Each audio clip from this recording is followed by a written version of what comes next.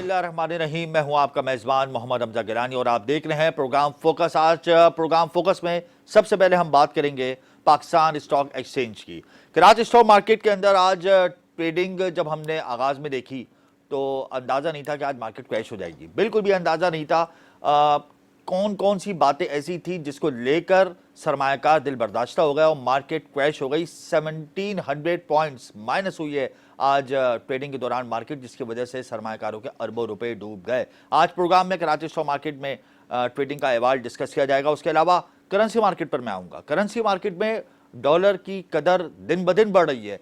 1.5 रुपए, 2 रुपए, सवा 2 रुपए, 2.5 रुपए ट्रेडिंग के दौरान डॉलर की कदर में मुसलसल इजाफा हो रहा है। डॉलर अपने ही रिकॉर्ड तोड़ता हुआ नए रिकॉर्ड बनाने पर गामजन है। इंटर बैंक हो या ओपन मार्केट, डॉलर की कीमत रुकने का नाम ही नहीं ले रही। रुपया रिकॉर्ड गिरावट का शिकार है। करेंसी मार्केट में डॉलर की कीमत में रोजाना नए रिकॉर्ड बन रहे हैं। ये भी एक बड़ी वजह है जिसकी वजह से कराची स्टॉक मार्केट माइनस गई है। बहरहाल करेंसी मार्केट में डॉलर की पोजीशन पर भी हम गुफ्तगू करेंगे। इसके बाद मैं बात करूंगा एक्सपो सेंटर में 3 रोज़ा नुमाइश की जो कराची में लगी है, और 3 रोज़ा ये नुमाइश आईटी सेक्टर के हवाले से है। और इस नुमाइश का इफ्तिताह निगरां वफाकी वजीर आईटी ने किया है। और बड़ी खुशाइन बात है कि आईटी सेक्टर के हवाले से, आईटी एक्सपोर्ट को बढ़ाने के हवाले से, आईटी के बिजनेस को स्प्रेड करने के हवाले से इस नुमाइश का इनेकाद कराची एक्सपो सेंटर में हुआ। और नुमाइश में 400 स्टॉल्स लगाए गए हैं, जबकि 100 मंदूमीन मुख्तलिफ ममालिक के इस नुमाइश में शरीक हुए हैं। और उम्मीद की जा रही है कि $10 मिलियन के इसमें एग्रीमेंट्स होंगे, तवक्को जाहिर की जा रही है। 3 रोज़ा इस नुमाइश का इनेकाद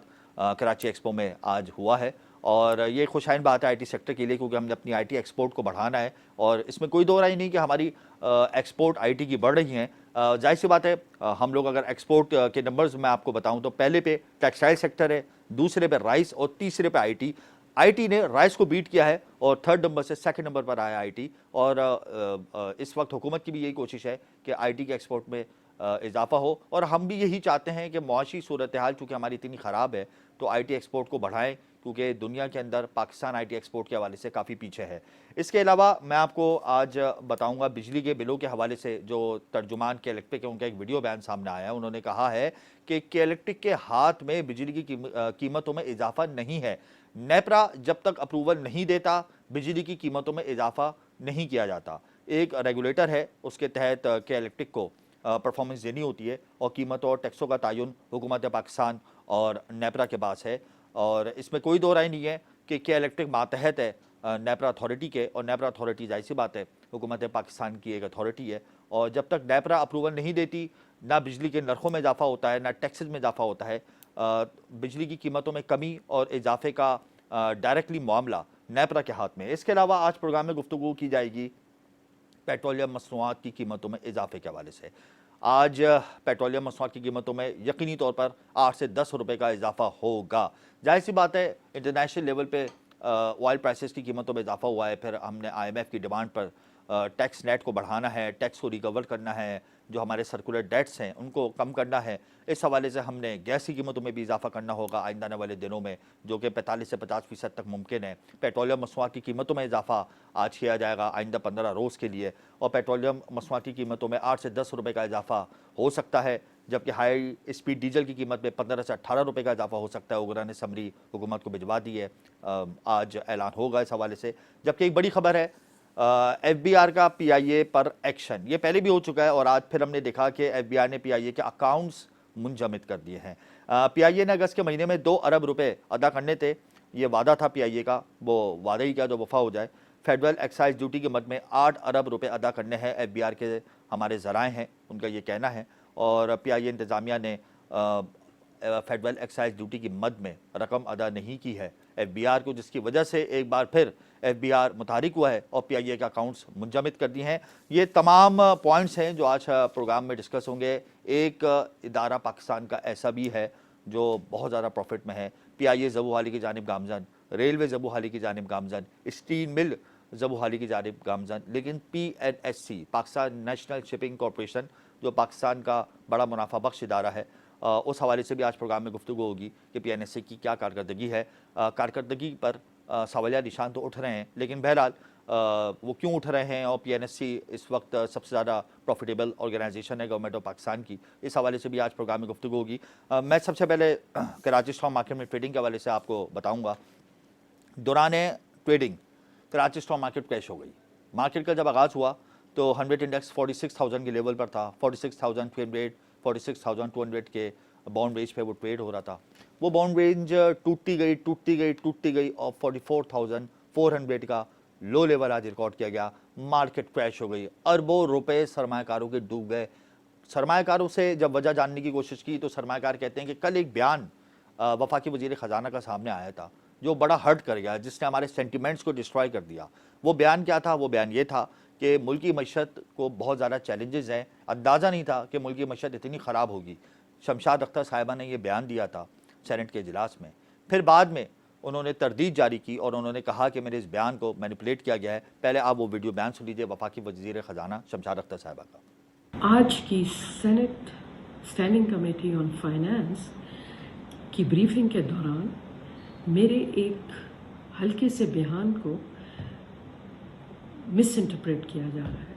मैं आपको बताना चाहती हूँ कि मैंने कहा था कि कुछ लोग मुझे कहते हैं कि आपने इतने मुश्किल हालात में ये चैलेंज क्यों कबूल किया। मेरे लिए ये बहुत बड़े एजाज़ की बात है कि मुझे अपनी मुल्क की खिदमत करने का मौका मिल रहा है और मैं अपनी पूरी काविशों से अपने मुल्क की खिदमत करूँगी।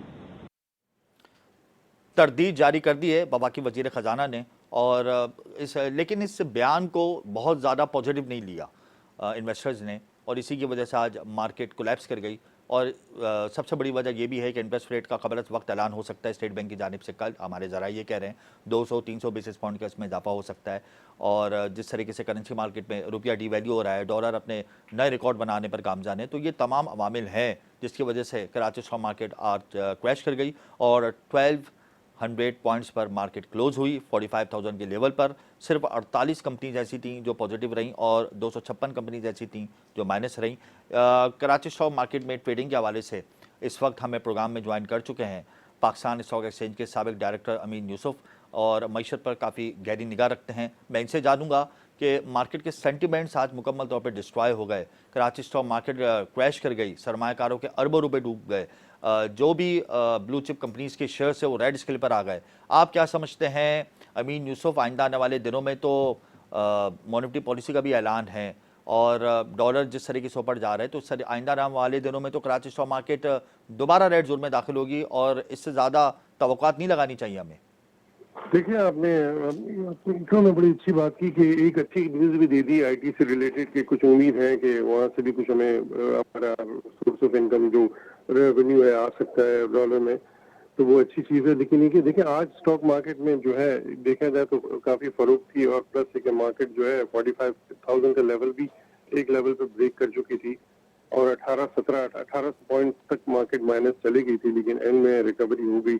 उसकी वजूहत ये भी देखिए, रिडम्पशन कॉल्स भी होती हैं, फंड्स के पास आते हैं, तो अगर रिडम्पशन कॉल आती है तो फंड्स को वो माल बेचना पड़ता है क्योंकि वो अकाउंट होल्डर की इंस्ट्रक्शंस पे, तो वो रोक नहीं सकते। उसकी वजह से भी आज मार्केट में देखा गया कि काफी फरोख देखने में आई। एक चीज जो है आपने खुद बता दी अपने इंट्रो में, डॉलर। देखिए सबसे ज्यादा चीज आपकी करेंसी वीक हो रही है, वो इंडिकेट कर रही है कि फर्दर आपके इन्फ्लेशन के नंबर्स और बढ़ेंगे। जब आपकी करेंसी वीक होगी तो आपका ऑयल महंगा आएगा, जब ऑयल महंगा आएगा तो इन्फ्लेशन के नंबर्स बढ़ेंगे, सब चीजें महंगी हो जाएंगी। जैसे आपने खुद बताया कि अभी ऑयल की प्राइसेस भी लोकली बढ़ेंगी, वो भी एक है, और प्लस है कि इंटरेस्ट रेट का भी बढ़ने की बातें आ रही हैं क्योंकि ऑब्वियसली इन्फ्लेशन के नंबर्स तो ऊपर जा रहे हैं, उसकी वजह आपको पता है करेंसी आपकी वीक हो रही है। सबसे मेन इंपॉर्टेंट चीज है जो कंट्रोल करने की जरूरत है कि करेंसी जो नीचे फ्री फॉल है उसको कैसे रोका जाए, उसको एक लेवल पे लाया जाए। देखिए एक लेवल पे अगर आप नहीं लाएंगे तो आपके कोई इन्फ्लोज जो आने के हैं वो भी नहीं आएंगे, एफडीआई में भी नहीं आएंगे और आपके जो पोर्टफोलियो इन्वेस्टमेंट्स में भी नहीं आएंगे। तो बहुत क्रूशल थिंग है, उस पर सबसे मेन चीज है कि आपकी करेंसी पे एक लेवल पे आके सस्टेन करे और इसकी वजूहत क्या है उसको इन्वेस्टिगेट किया जाए कि क्यों इतनी मार्केट में बाइंग है, ओपन मार्केट में जो है, या तो डॉलर बाहर जा रहा है, प्लस कि शुगर की बातें होती है कि शुगर भी यहाँ से स्मगल हो रही है, अफगानिस्तान जा रही है। तो इनमें काफी जो है इंटीरियम गवर्नमेंट को भी चाहिए कि वो देखे। और ऑयल की प्राइसेस जो है ऑब्वियसली वो तो बढ़ेंगी, इसकी वजह से इन्फ्लेशन के नंबर और बढ़ेंगे, तो ऑब्वियसली मार्केट फ्यूचर न्यूज देख के ही परफॉर्म कर रही होती है। और देखिए जब बायर नहीं होगा और सेलर होगा तो प्राइस डिस्कवरी नहीं होगी तो मार्केट में नीचे ही जाना है। अच्छा अमीन साहब, हुकूमत की कहीं रेट नजर नहीं आती, इन्वेस्टर बड़ा घबराया हुआ है, लोकल इन्वेस्टर इतना घबरा गया है, उसको समझ में नहीं आ रहा कि हम जाएं तो जाएं कहाँ। हुकूमत की कहीं तो रेट नजर आए ना, डॉलर को कंट्रोल नहीं किया जा रहा, डॉलर बढ़ रहा है, इतने बड़े बड़े मार्जिन से डॉलर बढ़ रहा है, स्टॉक आज क्रैश कर गई, चीनी आपकी अशय खुदनोश जो हैं वो स्मगल हो रही है, उसको कोई रोकने वाला नहीं है, इन्फ्लेशन ने सारे रिकॉर्ड तोड़ दिए हैं, कुछ कहीं रेट नजर नहीं आ रही ना। आईएमएफ के पास जाता है, आईएमएफ कहता है अगर आवाम को रिलीफ दिया तो मुझसे रिलीफ नहीं मिलेगा। बिजली के बिलों के हवाले से कल ताजिर शटर डाउन एहतजाज कर रहे हैं, हड़ताल कर रहे हैं। आपको नहीं लगता कि हुकूमत की रेट कहीं नजर नहीं आती जिसकी वजह से आज हम इस नहज पर पहुंच गए? देखिए, एक होती है कि पॉलिटिकल गवर्नमेंट होती है, उसको वापस आना होता है, और ये तो इंटीरियम गवर्नमेंट इन्होंने नहीं आना। लेकिन देखिए, इनको भी थोड़ा सा टाइम दिया जाए, और इतनी जल्दी हम कह रहे हैं कि सारी चीजें वो सही करते नहीं हो सकता। देखिए, अगर वो आए हुए हैं, बैठे हैं, अभी उनको कुछ दिन हुए, 3 हफ्ते हुए हैं, थोड़ा सा उनको टाइम दिया जाए। पेट्रोलियम की मिनिस्ट्री भी उस पर काम कर रही है। देखिए, वो काम कर रहे हैं, ऐसे नहीं, हम नहीं कह सकते कि काम नहीं कर रहे हैं। थोड़ा सा टाइम दिया जाए। मसला पता क्या है, हम बहुत ज्यादा इम्पेशेंट है, हम चाहते हैं कि कोई ऐसा बटन हो, हम बटन दबा दें और हमारी सारी चीजें रातों रात सही हो जाए। वो नहीं होंगी। देखिए, इशू बहुत सारे हैं, आपको पता है, करेंसी आपकी वीक है, आपके इन्फ्लेशन के नंबर्स बढ़ रहे हैं, आपके पास इतना फिस्कल स्पेस ही नहीं है कि आप लोगों को दे सकें। देखिए, मेन जो है ना, आपको प्राइवेटाइजेशन बहुत फुटिंग पे करनी पड़ेगी। जो भी ऐसा एसेट्स उनको प्राइवेटाइज जब तक आप नहीं करेंगे, उसमें आपकी लीकेज हो रही है। मेरे तो समझ में नहीं आता कि बिजली जब चोरी होती है, सबको पता है, तो फिर रोका क्यों नहीं जाता? और जो बिलों में जो फ्री में अगर इलेक्ट्रिसिटी दी जा रही है, तो उसको रोका क्यों नहीं जाता? तो इसमें तो देखिए, चोरी को तो आप रोक सकते हैं ना। चोरी में किसकी इंटरफेरेंस है? कौन कह रहा है कि चोरी को आप बिजली की नहीं रोके? तो इस पे तो पूरी इन्वेस्टिगेशन होनी चाहिए। अगर कराची इलेक्ट्रिक की लीकेजेस हैं तो वो रिस्पॉन्सिबल है, सोलली रिस्पॉन्सिबल है जो ऑर्गेनाइजेशन है। मैं तो अगर सजेस्ट करूंगा कि प्राइवेटली अगर सोलर का लोगों को अलाउ किया जाए कि अपनी इलेक्ट्रिसिटी खुद बनाए और खुद कंज्यूम करें, उस पर कोई टैक्स नहीं होना चाहिए। और इस पर बल्कि जो पैनल्स भी है ड्यूटी फ्री अलाउ होनी चाहिए कि कंज्यूमर को उसका अपना राइट हो। और एक और कंपनी होनी चाहिए कि कराची इलेक्ट्रिक के अलावा मोनोपोली है। देखिए, मोनोपोली होगी तो वहां पर ये सब चीजें होंगी। जब मोनोपोली नहीं होगी, प्राइवेट सेक्टर को लेके आए, प्राइवेट सेक्टर आए और उसके साथ गवर्नमेंट के साथ मिलकर काम करे। देखिए, पूरा गवर्नमेंट का काम नहीं है, सारी चीजें चलाना बहुत मुश्किल है। तो ये मैं तो कहूंगा कि इसका एक सोल्यूशन है कि आप अलाउ कर दें कि लोग खुद अपनी एनर्जी बनाए और इवन गवर्नमेंट को भी दें। तो वो इससे क्या होगा, देखिए, बहुत चीजें मसले मसाइल हल होंगे। प्राइवेट सेक्टर अपनी बिजली खुद बनाए और उस पर कोई रिस्ट्रिक्शन नहीं हो, कोई उस पर टैक्सेशन नहीं हो। इसी तरह से आपके मसले मसाइल हल होंगे। देखिए, आपको आउट ऑफ बॉक्स सोल्यूशंस देने पड़ेंगे। बिल्कुल बिल्कुल। अच्छा ये मुझे बताएं अमीन साहब कि इंटरेस्ट रेट का अगर कबर अज़ वक्त ऐलान हो जाता है, जो हमारे जराए कह रहे हैं कि कल हो सकता है, और 200 300 या 400 बेसिस पॉइंट अगर बढ़ जाते हैं तो मार्केट को मुस्तकबिल में कहाँ दिख रहे हैं? देखिए, इंटरेस्ट रेट बढ़ाने से कोई फायदा नहीं होगा। देखिए, ये इन्फ्लेशन आपका क्यों बढ़ा हुआ, आपकी करेंसी वीक हो रही है। वो मैंने आपको पहले बताया, उस पर अगर मेजर्स आप लेंगे तो आप वो चीजें रुकेंगी, अदरवाइज तो ये रुकेगा ही नहीं चीजें। तो ये तो अगर आपकी फ्री फॉल करेंसी रही तो आपको सोच लें इन्फ्लेशन के नंबर्स कहाँ जाएंगे और इंटरेस्ट रेट कहाँ जाएंगे। इससे तो सारी इंडस्ट्री बंद हो जाएगी। देखिए, जो अगर लेवरेज पे प्लान चल रहे हैं वो बंद हो जाएंगे, इससे अनएम्प्लॉयमेंट होगी। तो ये तो इंटरेस्ट रेट बढ़ाना तो कोई नहीं है। जो रूट कॉज है उसको हमें एड्रेस करना है कि क्या वजह है। सप्लाई कंस्ट्रेन है। देखिए, मसला सिर्फ ये है हमारे यहाँ कि सप्लाई कंस्ट्रेन भी हो जाती है, डिमांड होती है, सप्लाई अवेलेबल नहीं होती, उसकी वजह से भी प्राइसेस बढ़ जाते हैं। जो फूड इन्फ्लेशन बढ़ रहा है, क्यों बढ़ रहा है? देखिए, एग्रीकल्चर सेक्टर तो कोई बेनिफिट नहीं है फार्मर को, लेकिन जो मिडिल मैन है वो टैक्स भी नहीं देता है और वो मुनाफा भी बना रहा होता है। उसको उस पर कुछ चेक एंड बैलेंसेस भी नहीं है। हर एक को पता है कि मिडिल मैन एग्जिस्ट करता है, तो उस पर एक्शन क्यों नहीं लिया जाता? तो या तो बिल नहीं है या तो करना नहीं है। बिल्कुल आप दुरुस्त फरमा रहे हैं, रूट कॉज को भी हमने पकड़ना होगा और हमने वो स्टेप्स उठाने होंगे जिससे हमारी मुल्की मशहद बेहतर और फौरी तौर पर। आपका बहुत बहुत शुक्रिया, अमीन यूसुफ ने हमें ज्वाइन किया था।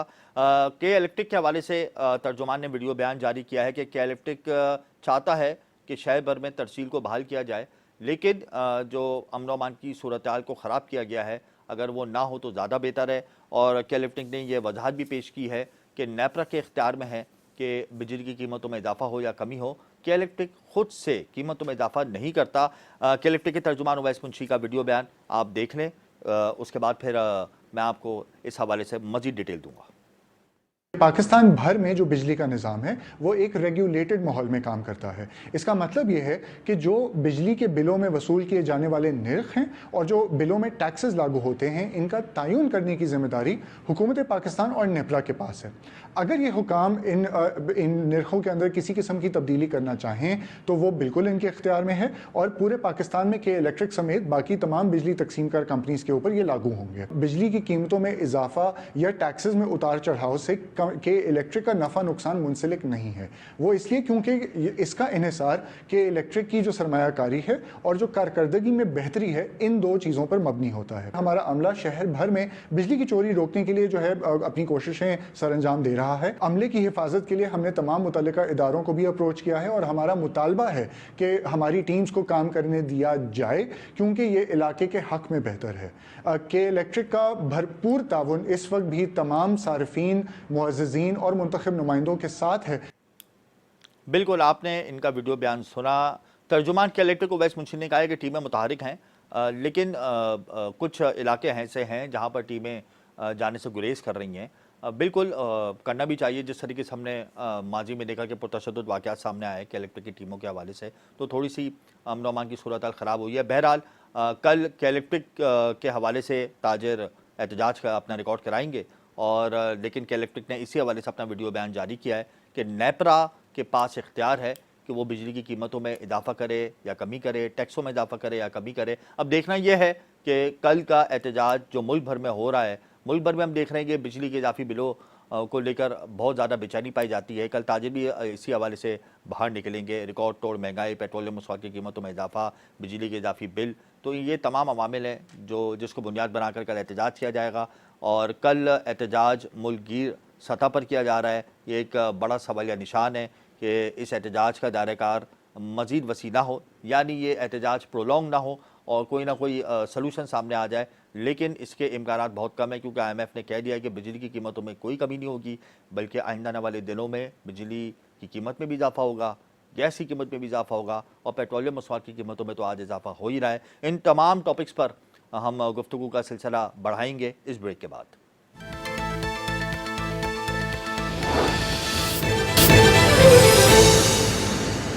Welcome back. PNSC Pakistan national shipping corporation एक ऐसा इदारा है जो मुनाफा बख्श इदारा है।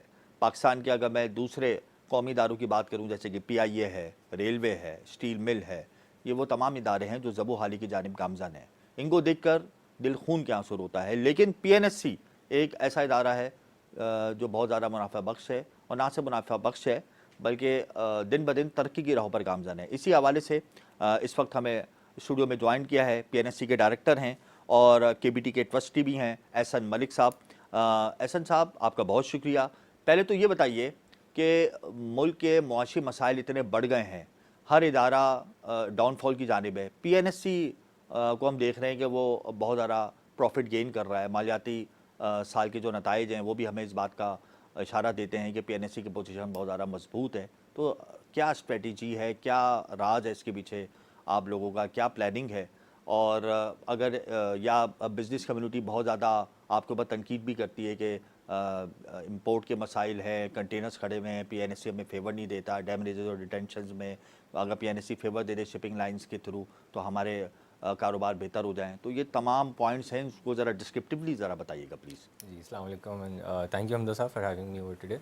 बहुत अच्छा सवाल किया आपने। आई थिंक आज specially in today's market it's a very relevant question, जबकि आपने कहा कि जी डॉलर आपकी PKRD वैल्यूएशन का इशू है। स्टॉक मार्केट आज हमने देखी कि उसने काफ़ी करेक्शन ली, और overall economic situation is very tough. और उस सिचुएशन में अगर एक कंपनी हमारी जो कि एक स्टेट और एंटरप्राइज़ है, जिनके बारे में जनरली परसेप्शन यही है, जैसे आपने स्टील मिल का या PIA का जिक्र किया, तो PNSC is performing very differently. तो ये देखना ज़रूरी है कि why is it performing differently, और उसकी परफॉर्मेंस फिर उसकी शेयर प्राइस में भी ट्रांसलेट हो रही है, उसकी फाइनेंशियल बेनिफिट जो है वो अदर एरियाज़ में भी आ रहे हैं, तो वो देखना ज़रूरी है। चंद चीज़ें मैं आपको अगर बताऊं कि जिस why PNSC is doing very well. First of all PNSC का जो बिज़नेस है that is a dollarized business. इसका डॉलर जो है वो रेवेन्यू सारा डॉलराइज्ड है, एंड शिपिंग इस नेचर का बिज़नेस है कि वो एग्जैक्टली पाकिस्तान लिंक नहीं है। तो अगर पाकिस्तान का बिज़नेस कम होता है तो शिपिंग इस तरह का बिज़नेस है कि PNSC अपने जहाज़ दुनिया में कहीं से भी कहीं चला सकता है। चाइना से यूरोप चला सकता है, गल्फ़ से यूरोप चला सकता है। जैसे अभी रिसेंटली PNSC ने एक COA साइन किया है शेल के साथ, that is international business, nothing to do with Pakistan ports पर से, and all payments are in dollar. तो जितनी डीवैल्यूएशन होगी उतना पीएनएससी का प्रॉफिट बढ़ेगा, क्योंकि उसको डॉलर में पेमेंट्स हो रही हैं। यानी जितना डॉलर ऊपर जाएगा उतना पीएनएससी ऊपर जाएगा, यानी रुपया जितना नीचे जाएगा पीएनएससी ऊपर जाएगा। पीएनएससी इज़ अ हेज, आप कह लें कि यह हमारी एक नेशनल एसेट है जो हमें डॉलर या डीवैल्यूएशन से प्रोटेक्शन देता है। तो इन्वेस्टर्स के लिए ये चीज़ें और बिजनेस कम्युनिटी के लिए ये चीज़ों को आइडेंटिफाई करना ज़रूरी है कि इन हालात में भी there are certain businesses who can still benefit from these situations, और उन वही बिजनेसेस हैं जो हमारी सेफ्टी और प्रोटेक्शन बनते हैं इन हालात में। तो अगर आप देखें तो लास्ट क्वार्टर में जो पीएनएससी का प्रॉफिट था, उसका क्वार्टर के प्रॉफिट में अबाउट 2 बिलियन का जो प्रॉफिट था, अबाउट 2.4 बिलियन का profit just because of devaluation था, and the rest of the profit was because of its other core business. तो एक उसकी वो प्रोटेक्शन है, and the end of the day रफली about 90% of PNSC is owned by government of Pakistan, rest is floated in the stock exchange for private share holders. तो 90% तो beneficiary उसकी government of Pakistan है, बिल्कुल, वो जो भी उसका बेनिफिट हो बिकॉज ऑफ डीवैल्यूएशन और अदरवाइज। दूसरी चीज़ ये है कि जो शिपिंग एसेट्स हैं, जो आपके जहाज़ होते हैं, दीज आर ऑल्सो डॉलराइज्ड एसेट्स। तो ये कल को जो भी जहाज़ आप खरीदते हैं वो भी डॉलर में पेमेंट करनी पड़ती है, लेकिन जो जहाज़ आप बेचते हैं वो भी डॉलर में पेमेंट करनी पड़ती है। तो अगर एक पीएनएससी का जहाज़ जो 2 महीने पहले अगर फॉर एग्जांपल बेचने जाते और $20 मिलियन का बिकता, तो 2 महीने पहले या 1 महीने पहले 280 रुपये का डॉलर था। आई थिंक 10 जुलाई को 280 था हमारा इंटर बैंक। आज वही बेचने जाएंगे तो आज आपका 305 के इंटर बैंक के हिसाब से वही अगर 20 मिलियन का बेचते हैं तो उसका वो बैठे बैठे एसेट गेन भी रहेगा, उसकी बैलेंस शीट को भी बेनिफिट है। सेकंड ये है कि पीएनएससी हैज़ बीन वेरी केयरफुल कि अपना उसने डेट कभी बहुत ज़्यादा बढ़ाया नहीं। आई थिंक हमारी जो बाकी स्टेट ओन एंटरप्राइजेज़ हैं उनका डेट का बहुत ज़्यादा इशू है, और उनकी इंटर गवर्नमेंट कंपनीज़ की जो बुक्स हैं वो अनसेटल्ड हैं।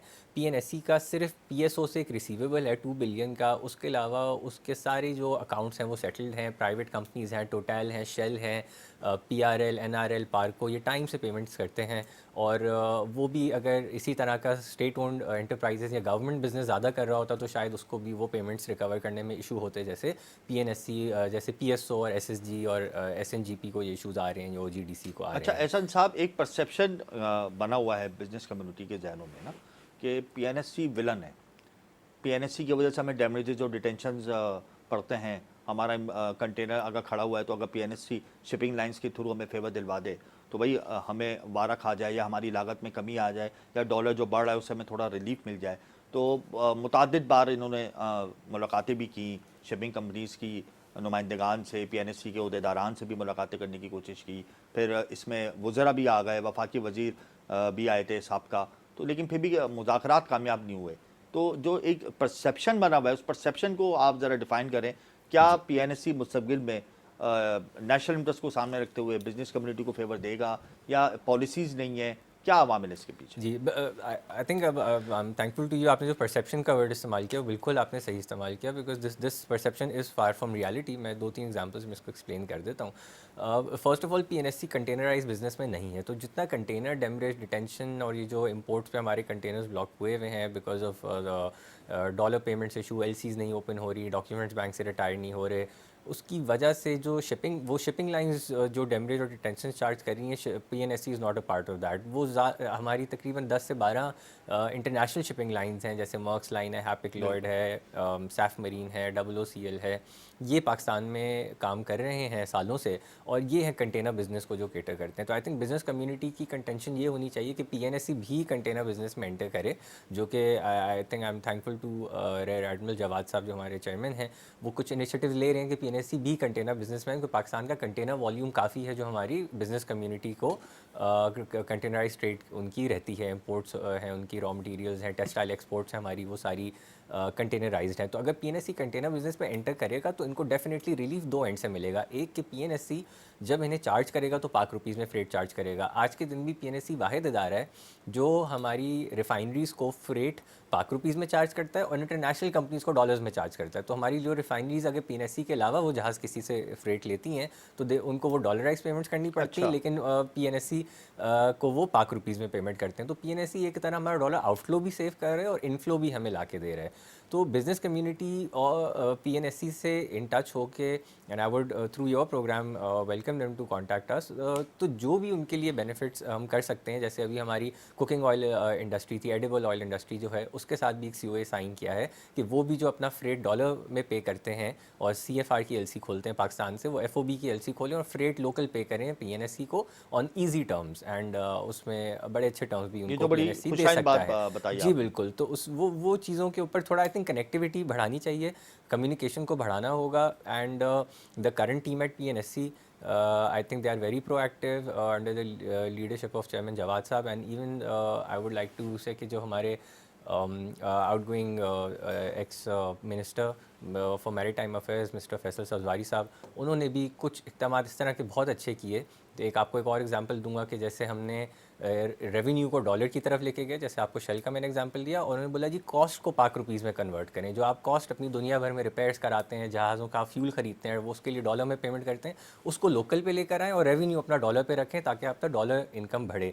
बड़ी तो अच्छी हिकमत PNSC ने अमली रही जो है। जहाज़ों का फ्यूल है, जो बंकर फ्यूल कहलाता है, वो भी पाकिस्तानी रिफाइनरी से परचेज़ करना स्टार्ट कर दिया है, विच इज़ एक्सपेक्टेड टू से $50 मिलियन ऑफ PNSC, जो कि वो बाहर से ख़रीदता UAE वगैरह के गल्फ़ के रिफाइनरी से, तो उसको डॉलर में पेमेंट करनी पड़ती, अब वो पाक रुपीज़ में पेमेंट करेगा और डॉलर उसके पास और मज़ीद सेव होंगे। तो इस तरह के इकदाम करके बहुत सारे PNSC इक़दाम हमारी उठाए गए एंटिटीज़ PNSC हैं की जो जानिब कि से। बिल्कुल। अच्छा, मुझे ये भी बताएं एहसन साहब कि ये जो क़यास हराइयाँ की जा रही हैं कि भाई बातें गर्दिश हैं कि हमने अपने पोर्ट्स बेच दिए गल्फ़ कंट्रीज़ को और बड़ा वावेला उठा हुआ है एक मखसूस तबके की जानिब से, थोड़ा सा क्लियर करें। एक आम आदमी बड़ा परेशान है, एक परसेप्शन क्रिएट हुआ है कि लीज़ पे देना, आउटसोर्स पे देना, ये पाकिस्तान के जो पोर्ट्स हैं या एयरपोर्ट्स या सी पोर्ट्स, इनको बेचा जा रहा है। तो चूँकि आप ट्रस्टी भी हैं KPT के, तो इस हवाले से भी मैं आपसे सवाल पूछूंगा कि ये परसेप्शन जो लोगों का बना हुआ है, इस हवाले से आपका क्या कहना है? Again, I would like to take this opportunity to, I think इसका क्रेडिट जाता है to the ex-minister Faisal Sabzwari साहब, the chairman KPT Syed Zaidi साहब, even the ex-chairman तारिक खुदा साहब, उनके भी बहुत efforts हैं, and the honorable trustees, the board of trustees, उन सब के efforts हैं, government के efforts हैं।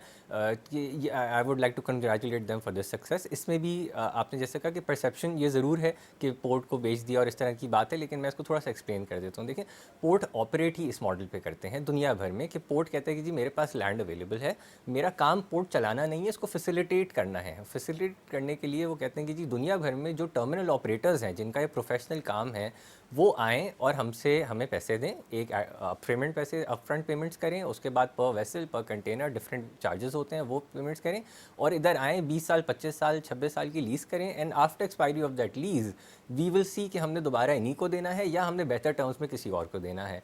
And the port always negotiates the best terms for it self. KPT को इस तरह के कॉन्ट्रैक्ट की बहुत ज़्यादा ज़रूरत थी, जिस तरह कि हमने देखा कि हमने पोर्ट कासिम ने बहुत सारे टर्मिनल स्पेशलाइज लगाए, कोल का PIBTL टर्मिनल लगा, LNG का स्पेसिफिक टर्मिनल लगा, LPG का एंग्रो वो पैक लगा, दुबई पोर्ट्स ने QICT पोर्ट लगाया, and it's a very well run port. Port की एफिशिएंसी अच्छी है उसका। अब इसी तरह से KPT को भी ज़रूरत थी, वहाँ पे कोई नया टर्मिनल नहीं आया था इस तरह का जो मॉडर्नाइज करता, अपग्रेड करता चीज़ों को, and KPT did not have the funds to do so. Abu Dhabi ports ने आके PICT जिसने अपना कॉन्ट्रैक्ट पूरा किया, पूरे उसने अपना टेन्योर लीज का किया, उसके बाद बेहतर टर्म्स पे KPT ने ये जगह अबू धाबी पोर्ट्स को दी, मतलब डील शॉर्टली नेगोशिएट ये करके। कि जो एक परसेप्शन बना हुआ है कि हमने सी पोर्ट बेच दिया, ऐसा नहीं, हमने बिल्कुल लीज ऐसा पे नहीं दिया है, है। हमने बिल्कुल लीज पे दिया है और वो एक्सपायर होगा और उसके बाद दोबारा हम देखेंगे कि हमने किसको देना है और बेहतर टर्म्स पे देना है। ये भी मैं आपको बताऊं कि KPT को $50 मिलियन अबू धाबी पोर्ट ने अप फ्रंट पेमेंट कर दी है, which is just an upfront payment. इसके अलावा वॉरफेज अलग KPT कलेक्ट करेगा per container, weight charges per vessel अलग कलेक्ट करेगा, and there is also revenue sharing model being discussed. So KPT को इससे बहुत बेनिफिट होगा और KPT उन फंड्स को लेके मजीद अपने पोर्ट को की फैसिलिटी को बढ़ा सकेगा, अपनी बर्ड्स का काम कर सकेगा, रोड्स का इंफ्रास्ट्रक्चर का काम करेगा, और इन सारी चीज़ों से and of the day facilitate business community, traders, shipping companies, manufacturers ने होना है। अच्छा एहसन साहब, आपको बहुत करीब से आप जानते हैं कि हमारी कोस्टल बेल्ट बड़ी ज़बरदस्त है, बड़ी वसी उल अरीज़ है हमारी कोस्टल बेल्ट। मज़ीद बंदरगाहें हमें चाहिए था कि हम कायम करें, लेकिन हमने उस पर तवज्जो नहीं दी। आप नहीं समझते कि जिस तरीके से बांग्लादेश है, इंडिया है, यहाँ पर सी पोर्ट्स बन रहे हैं और बड़े तेज़ी के साथ बन रहे हैं और फॉरेन इन्वेस्टमेंट आ रही है, अगर हम भी अपनी कोस्टल बेल्ट को यूज़ कर लें तो हम अपना रेवेन्यू जनरेट कर सकते हैं। जी बिल्कुल, आपने 100% आपने ठीक कहा। आई थिंक इसमें जो हम मैंने देखा है वो ये कि आपको डिसीजन मेकिंग करनी होती है, बोल्ड डिसीजन मेकिंग करनी होती है, और मैंने देखा कि हर टीम और हर इंडिविजुअल, हर मिनिस्टर, सेक्रेटरी के पास वो डिसीजन मेकिंग की पावर्स उनमें नहीं होती हैं। पावर्स होती हैं तो वो उसको एक्सरसाइज नहीं करते। जैसे आप देखें कि लास्ट 1.5 ईयर जो रहा उसमें पोर्ट कासिम में इतने काम हुए जो पिछले 3 सालों में नहीं हुए। केपीटी पे बहुत सारे काम हुए, जैसे हमने अबू धाबी पोर्ट्स की ये डिस्कशन की अभी हमने, ये भी पहले नहीं हुआ। पीएनएससी ने जहाज़ खरीदे जो उसको ख़रीदने की बहुत ज़रूरत थी, 2 जहाज़ उसने ख़रीदे। ये बोल्ड स्टेप्स हैं। अच्छा, इन सब डिसीजंस पे तनकीद हुई, जैसे अभी हमने डिस्कस किया कि अबू धाबी पोर्ट्स पे भी तनकीद हुई कि जी ये बेच दिया, लेकिन वो जो इनकम्बेंट मिनिस्टर होते हैं उस time and the chairman and the board, उनको वो सारी तनकीद को एब्जॉर्ब करना होता है। द लार्जर इंटरेस्ट उनको देखना होता है बिल्कुल। कि हर वक्त हर चीज़ पे सारे लोग अंडरस्टैंड नहीं करेंगे। ये टेक्निकल बिजनेसेस हैं, शिपिंग के, पोर्ट्स के मामलात, लेकिन हमें ये देखना है कि जी इसका बेनिफिट क्या है। और इस एक 1.5 ईयर में जो डिसीजंस हुए रिगार्डिंग द पोर्ट्स, वो उसका आप असर देख लें, उससे पिछले 3 साल वो कोई डिसीजन इस तरह का नहीं एहसान हुआ। साहब तो कोई खुशखबरी decision- बता रहे हैं फॉरेन इन्वेस्टमेंट के हवाले से, कहीं से कुछ खुशखबरी आई है कि फॉरेन इन्वेस्टमेंट आ I रही है, think, कहीं से जी रेवेन्यू जनरेट हो जाए जी पाकिस्तान के लिए? आई थिंक ये जो अबू धाबी पोर्ट्स की एक का जो हुआ है स्टार्ट केपीटी के साथ, this is just the beginning. And मुझे लग रहा है कि ऑयल रिफाइनरी साइड पे आरामको से जो बात चल रही है वो भी बहुत आगे तेज़ी से चल रही है। इनके अलावा कोई I think step by step, I think one thing leads to another. आप जब एक किसी छोटी एंटरप्राइज को अच्छे से अपने पास एडजस्ट करेंगे, उसका कॉन्ट्रैक्ट अच्छे से ऑनर करेंगे, आप उसकी मामलात को प्रोफेशनली लेके चलेंगे, तो एक बड़ा कॉन्ट्रैक्ट फिर आएगा, फिर उससे बड़ा कॉन्ट्रैक्ट भी आएगा। बिल्कुल तो अगर आप एक बिल्कुल पोर्ट आप को सही तंग कह रहे करेंगे तो एक हैं। रिफाइनरी नहीं छोटे आएगी। कॉन्टेक्ट्स को अगर हम फुलफिल करेंगे तो यकीनन फिर हम बड़े कॉन्टेक्ट की तरफ भी जाएंगे। यहाँ पर वक्त हुआ एक ब्रेक का, हमारे साथ रहिएगा।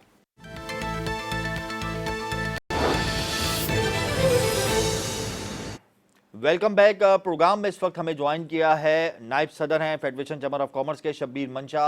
बहुत शुक्रिया शब्बीर साहब, आपने हमें प्रोग्राम में ज्वाइन किया। बहुत सारी गुफ्तगू पर आपसे बात करनी है। सबसे पहले तो मैं बात करूंगा डॉलर की कीमत के हवाले से। आज ओपन मार्केट में डॉलर 325 रुपए की बुलंद तरीन सतह पर पहुंच गया है। ब्लैक मार्केट में डॉलर 340 रुपए पर है। इंडिया बैंक में डॉलर दौरान ट्रेडिंग 306 रुपए पर ट्रेड हुआ और क्लोजिंग जो हुई है डॉलर की वो 305 रुपए 54 पैसा ऑल टाइम हाई डॉलर बंद हुआ इंटर बैंक मार्केट में। इंटर बैंक मार्केट का रेट अलग, ओपन मार्केट का रेट अलग, ब्लैक मार्केट का रेट अलग। आईएमएफ ने कहा है 1.25% से ज़्यादा इंटर बैंक और ओपन मार्केट का गैप नहीं बढ़ना चाहिए। 4% तक हम लोग पहुंच चुके हैं। क्या कहते हैं आप, आइंदा आने वाले दिनों में हम किस तरीके से सर्वाइव करेंगे? इंडस्ट्रीज को कहाँ देख रहे हैं आप? जो चीज़ें आप निशानदेही कर रहे हैं उसमें तो यकीनन हमें साफ नज़र आ रहा है, और ऑलरेडी इस बात की हम लोग अक्सर आपके साथ भी गुफ्तगू में और दूसरे मीडिया पे भी हम इस चीज़ को हाईलाइट करते रहे हैं कि जिस तरह ये फंडामेंटल्स हैं, जब तक वो दुरुस्त नहीं होंगे तो ये चीज़ें दुरुस्त होने का नाम नहीं लेती। जैसे याद है कि जब आईएमएफ का मुआहदा हुआ था तो बहुत ज़्यादा इसकी हाइप क्रिएट हुई थी कि डॉलर रिवर्स। उस वक्त भी हम लोगों ने एक मोहतात अंदाज से, लेकिन फंडामेंटल्स को एड्रेस करने की ज़रूरत है। अब बुनियादी तौर पे आप देखें कि सबसे ज़्यादा कई जगहों पे आप इस तरह देखेंगे कि आपको साफ नज़र आएगा कि हमारी ना फिस्कल पॉलिसी इन प्लेस है, ना हमारे उसके हिसाब से कोई बैलेंस ऑफ पेमेंट का हमारा मामला कंट्रोल में है। क्योंकि अगर आप देखें कि इंटरेस्ट रेट के हिसाब से, जो कि हम सब अच्छी तरह जानते हैं कि इंटरेस्ट रेट का 1% बढ़ता है, अवाम के ऊपर 260 अरब 270 अरब के टैक्सेस लगाने पड़ते हैं उसको पूरा करने के लिए। इस बजट के अंदर हमने 7500 अरब, इस मुल्क में हम रेवेन्यू का टारगेट 9300 अरब रखते हैं, 7500 अरब अगर हम डेट सर्विसिंग में करेंगे और बाकी हम 5300 देते हैं तो हमारे पास ये फिस्कल डिसिप्लिन ही नहीं है। फिर हम अपने एचओईज के ऊपर या हम सर्कुलर डेट के ऊपर पैसे जाया कर रहे हैं, या नुकसान हो रहा है और उसको अच्छा एड्रेस करने का शब्बीर कोई साहब, मुझे ये mechanism नहीं, बताइएगा कि कोई बिजली की कीमतों में मजीद इजाफा होने वाला है, पेट्रोलियम मसनूआत की कीमतों में आज इजाफा होने वाला है। आईएमएफ की ईमा पर हम गैस की कीमतों में भी इजाफा करने वाले हैं। ट्रेडर्स एहतजाज अपना रिकॉर्ड करा रहे हैं। मुख्तलिफ सनती एसोसिएशंस ने ट्रेडर्स की हिमायत कर दी है। फेडरेशन चैम्बर ऑफ कॉमर्स का इस हवाले से क्या मौक़िफ़ है? बिल्कुल जी, निहायत अहम पहलू है, क्योंकि ये इस वक्त काबिल बर्दाश्त ही नहीं रहा है। आवाम के लिए काबिल बर्दाश्त रहा है, ना कंज्यूमर के लिए, ना इंडस्ट्री के लिए, ना ट्रेड के लिए। और अब इस तरह पे जिस नहज पे हम पहुंच चुके हैं कि इस हिसाब से इस वक्त जो हमें रिपोर्टिंग हो रही है वो 30 से 40% इंडस्ट्री बंद हो चुकी है, और बंद होने से उल्टा और ज्यादा नुकसान होएगा, क्योंकि बिजली लास्ट ईयर इन्होंने रिपोर्टिंग की है कैपेसिटी चार्जेस की मद में तकरीबन 68%, मैं रिपीट कर रहा हूँ 68% सिर्फ कैपेसिटी चार्जेस हमें बिल किए जाते हैं। बाकी एनर्जी चार्जेस, जो महंगी एनर्जी है, जो ऑल्टरनेट एनर्जी, सेपरेट इशू है। तो यकीनन इसके अंदर बहुत ज़्यादा महंगाई की वजह से उल्टा इंडस्ट्री बंद होएगी यूनिट बढ़ाने से। और ये जो एक कल्चर डेवलप हुआ है पाकिस्तान से दहाइयों से, वो उसको रेक्टिफाई होने की ज़रूरत है, उसमें दुरुस्ती की ज़रूरत है कि जो भरे वो उसके ऊपर और लोड डाल दिया जाए। जो इस तरह लोड डाल दिया जाए, वो जो भरे उसके ऊपर रेट बढ़ा दिया जाए। ये बाबू शाही जो है ना, उनको ये समझना पड़ेगा कि यहाँ पे रिफॉर्म्स की ज़रूरत है, ना कि रेट बढ़ाने की ज़रूरत है। असल इम्पोर्टेंस इस बात की है कि आप अपने अंदर इस्लाहात करें, और इस्लाहात के साथ आपके लिए सबसे ज़्यादा ज़रूरी है कि बिजली को सस्ता होगा तो लोग ज़्यादा यूज़ करेंगे, ना कि महंगा होने से कम करेंगे। एक आम सारिफ के लिए भी आप अच्छी तरह समझते हैं कि अगर उसको बिजली का बिल ज़्यादा आता है तो वो चाहता है कि 1 मिनट के लिए भी बिजली का बिल ज़्यादा यूज़ ना हो। तो यकीनन इसमें अहमियत की बात यह है कि एक तरफ अगर हमारे को बिजली की कैपेसिटी चार्जेस ने मार के रखा हुआ है या आवाम को दबा के रखा हुआ है, इसमें बहुत ज़्यादा तकलीफ है। तो हम अच्छा ये शब्बीर समझते हैं कि साहब, इसको रेक्टिफाई होने की जरूरत शब्बीर साहब ये है। बताएं कि वैसे ही बिजनेस कम्युनिटी को शदीद मुश्किलात का सामना है, ख्वाह वो डॉलर्स का लिक्विडिटी का मामला हो या एनर्जी टैरिफ का मामला हो। एक और बड़ा मसला आ रहा है वो है स्मगलिंग का। स्मगलिंग कल्चर हमारे मुल्क में दिन ब दिन बढ़ रहा है और हम देख रहे हैं कमोडिटीज़ में स्मगलिंग हो रही है, जिसकी वजह से इन्फ्लेशन ऑल टाइम हाई चला गया है। तो स्मगलिंग को लेकर फेडरेशन चैम्बर ऑफ कॉमर्स क्या कर रहा है? कुछ मीटिंग्स कर रहा है, कुछ इकदाम कर रहा है, क्या निगरान हुकूमत से राब्ता करने की कोशिश कर रहा है, कोई रिफॉर्म्स लाने की बात कर रहा है? इस हवाले से आप क्या कहते हैं? स्मगलिंग तो हमारे मुल्क के लिए इतना बड़ा नासूर है कि जिसको रोकना इंतहाई ज़रूरत है। लेकिन यहाँ पे ये भी समझने की ज़रूरत है कि अगर इसको जो डिमांड है उसको फ्री फॉल खोल दिया जाता है तो फिर उस सूरत में डॉलर की शॉर्टेज हो जाती है, और अगर उसको रिस्ट्रिक्ट किया जाता है तो फिर हम अपने फॉरेस्ट बॉर्डर्स या दूसरे बॉर्डर्स के अंदर उसको कंट्रोल करने की पोजीशन में नहीं होते।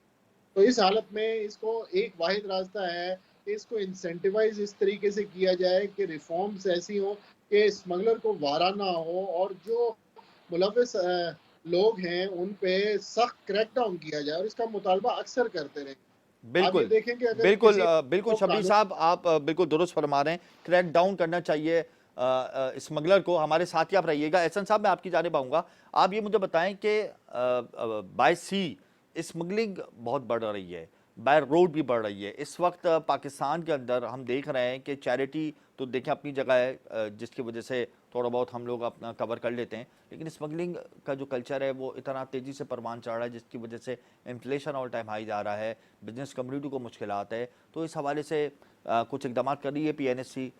आपका क्या कहना है कि हुकूमत को कौन से स्टेप्स जंगी बुनियादों पर उठाने चाहिए?